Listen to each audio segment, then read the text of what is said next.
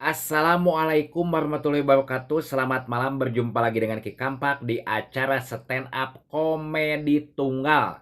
Harum mewangi sepanjang hari. Pusing, pusing, pusing, pusing, pusing, pusing, pusing. Ki Kampak keur santai, keur lalajo YouTube-nya, keur nonton gitu nya. Dihandapkeun tangkal nangka.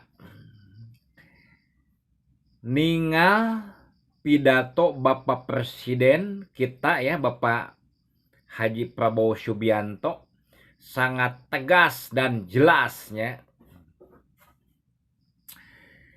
Pidato naon ki? Pidatona tegas jelas pokoknya mah. Aparatur pemerintahan Indonesia, bersihkan diri Anda masing-masing. Ye pidato anu 100 poena presiden kadieu nya. Bersihkan diri Anda masing-masing. Nah, geus tegas, geus jelas tah. Bapak Presiden kita bekerja untuk rakyatnya. Bener-bener Bapak Presiden Prabowo untuk rakyat teh. Mentak pidato nage lain sekedar main-main. Bersihkan diri Anda masing-masing.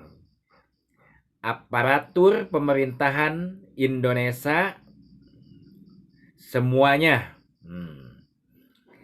Mantak di dia lamun aparatur pemerintahan anu daek kene korupsi, sugat seget kaditu ka dieu, rasakan akibatna pasti ditindak tegas ku pemerintahan Bapak Presiden Prabowo.